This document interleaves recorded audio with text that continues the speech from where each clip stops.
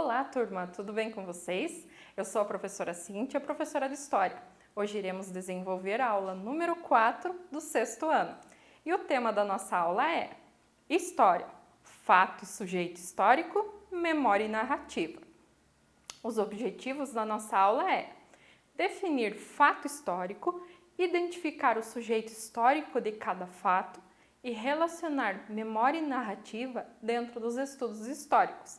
Antes de iniciarmos de fato a aula de hoje, já pegue seu material, pegue livro, caderno, lápis, caneta e borracha para fazer as anotações. Então vamos lá? Então já estudamos sobre o conceito de história, que é aquela questão do estudo de todas as transformações dos seres humanos ao longo do tempo. O historiador, quem é o sujeito responsável por fazer essa pesquisa, esse resgate, qual é o trabalho dele.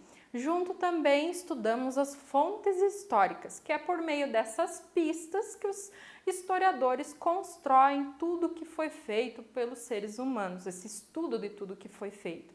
Então, nesse sentido, o historiador precisa de outras ciências para seus estudos. Agora, vamos compreender um pouco mais sobre o trabalho dele? Então, começamos com a seguinte problemática. Se história é a ciência que estuda as ações humanas ao longo do tempo, o que é fato histórico e quem é o sujeito histórico? Fato histórico, então, é um fato que aconteceu no passado. Além disso, ele é irreversível, ou seja, não tem como voltar atrás. Uma vez que ele ocorreu, não pode ser modificado. Ele modifica, sim, e transforma a realidade e pode ter várias causas. Coloquei para vocês a imagem do atentado terrorista às Torres Gêmeas nos Estados Unidos, que aconteceu em 11 de setembro de 2001. Muitos de vocês com certeza não tinham nascido, mas já ouviram falar sobre este fato que aconteceu lá. Então, fato, algo que aconteceu, tem sujeitos envolvidos, mas eu não tenho como mudar. A história trabalha com fatos, não existe o e se na história. Na história existe aconteceu assim e pronto. Então, fato histórico é acontecimento do passado e não tem como mudar. O Zezinho tá triste ali por quê? Porque ele disse que se ele pudesse mudar, ele não deixava que os aviões tivessem atacado as Torres Gêmeas.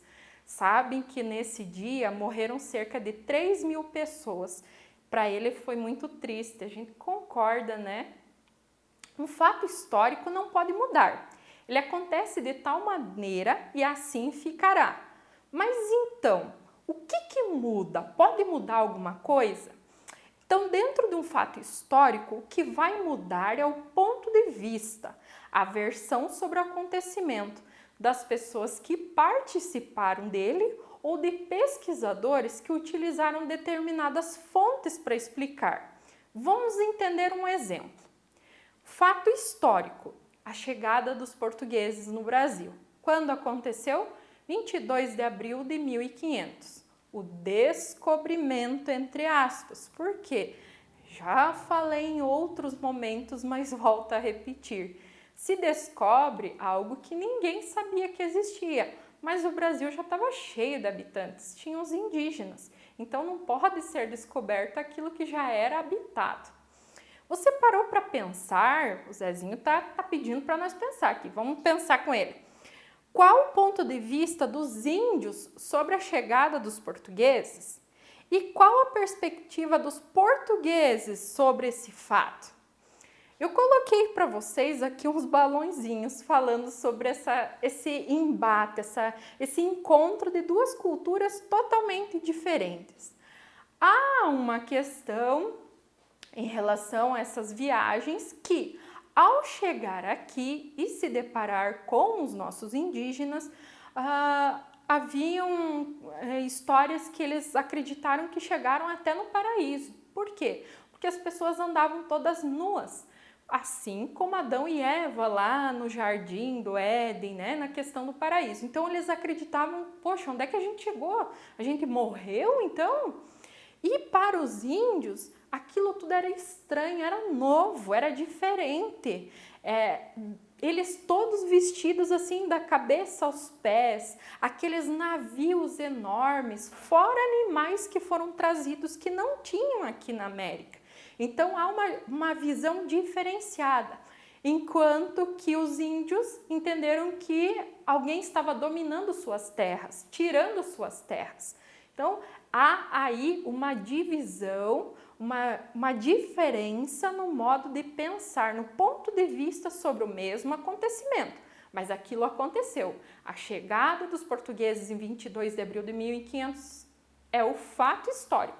Isso não tem como mudar.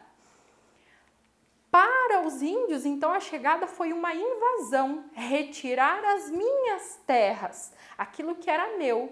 Já para os portugueses, foi um ato heróico, um fato heróico. Consegue entender? Por quê? Porque eles saíram lá de Portugal, foram dando tiro no escuro para chegar até aqui na América. Aquela história de que eles se perderam e chegaram aqui no Brasil, a gente vai entender que não foi bem assim, nas próximas aulas. Mas assim, com a questão do equipamento, da tecnologia que eles tinham, corria-se muito risco.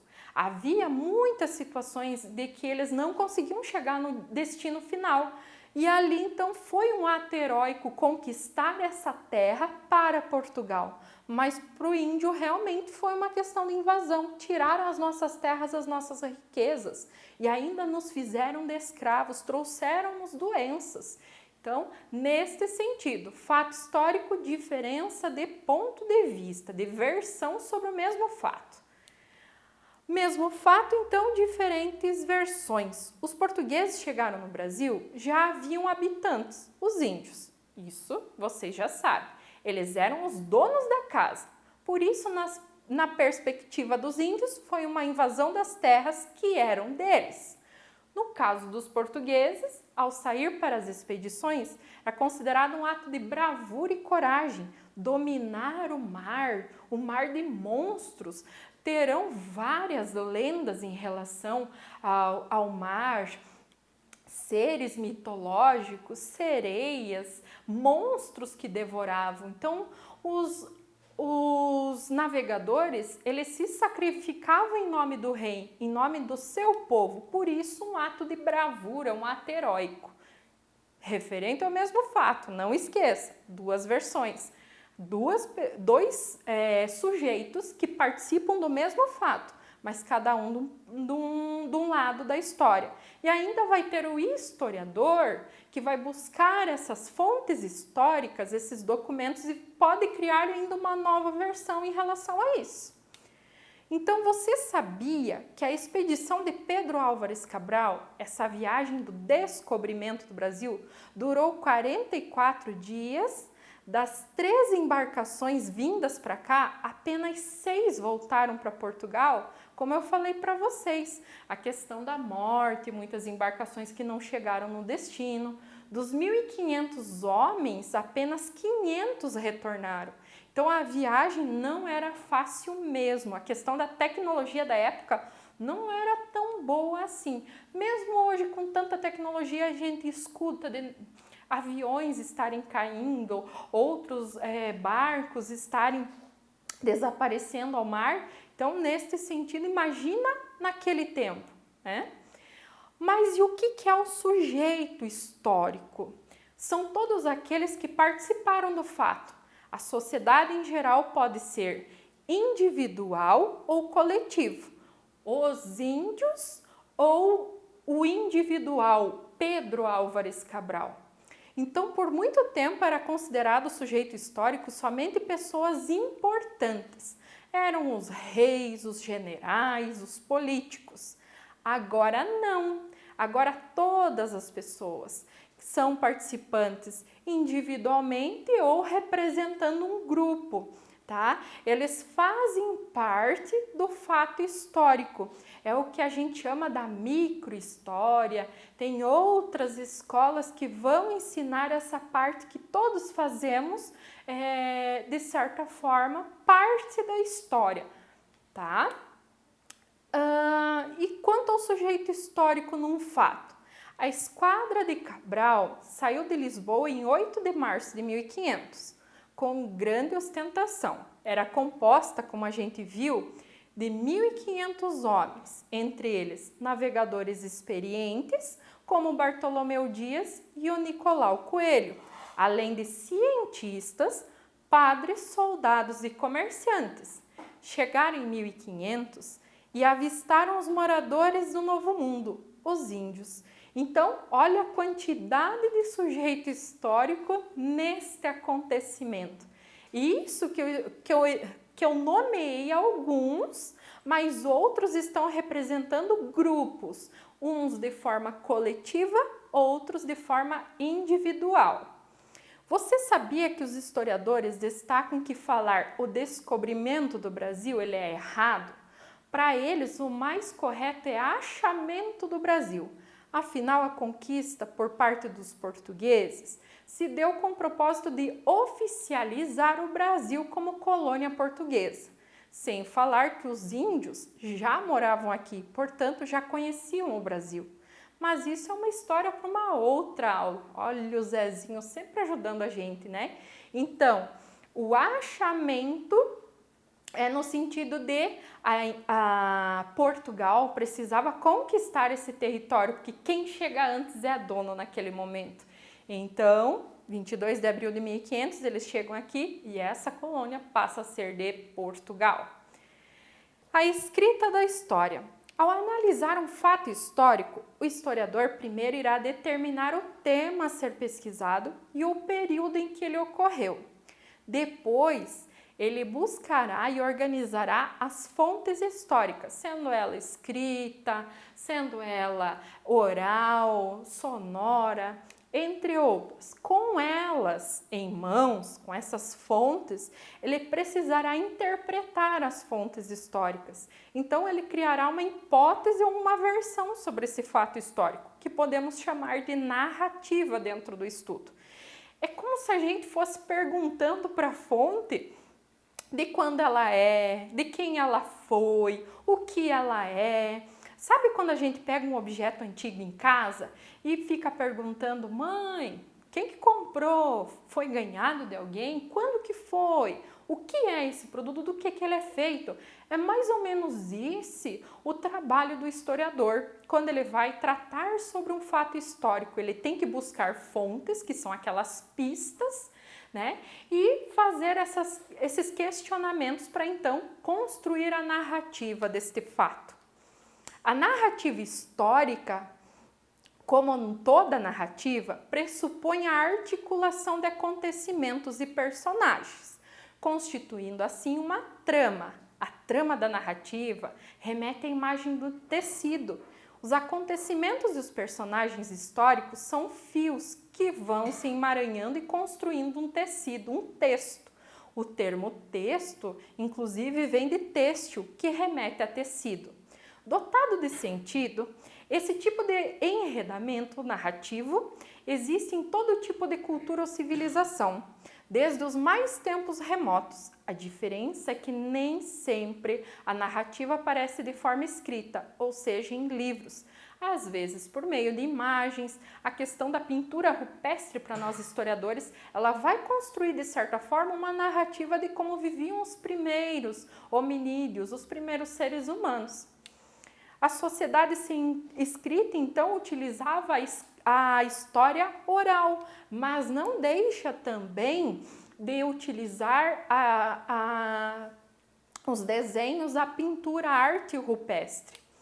Memória. Em história, memória não é a mesma coisa que lembrança, uma vez que ela se remete a uma experiência individual de um acontecimento. aquilo que eu vivi. Ela não é necessariamente uma experiência individual, pois pode reproduzir a visão coletiva, né, de um passado que foi compartilhado. O grupo de judeus, por exemplo, que sofreu com o Holocausto, lá da questão de Hitler, que nem todos os membros partilham dela ou vivenciaram ela. De repente, teve judeus que conseguiram fugir, outros que trabalharam para os alemães, enfim. Assim, a memória é uma construção que pode ser transmitida por gerações seguintes. Professora, mas memorial e museu são a mesma coisa? Na verdade, não, mas eles se comunicam. Mas, ao mesmo tempo, eles se divergem. O museu ele precisa ter um conjunto de fontes históricas. Já o memorial é uma estratégia de interpretação de acervos existentes. Ele serve para deixar em evidência um fato, uma pessoa ou um grupo deles. Que tal a gente conhecer um exemplo de memorial? Nós temos aqui o Parque Temático Memorial do Descobrimento lá de Araquari. É uma forma de deixar essa memória da chegada dos portugueses no Brasil ali para você ver. Tem a questão da embarcação de Cabral, que ela é representada, a questão da vegetação, animais, tudo como era quando os portugueses chegaram. Então, o memorial vai deixar aquela memória perpetuando ali para outras gerações que não necessariamente participaram do evento, mas são, de certa forma, fruto desse evento. Percebeu como é complexo? Ele é meio complicadinho estudar história e todo o universo que faz parte dessa ciência. Então, para isso, a gente fragmenta algumas informações para vocês irem entendendo aos pouquinhos. Agora a gente vai para as atividades. Bons estudos a todos, um abraço e tchau!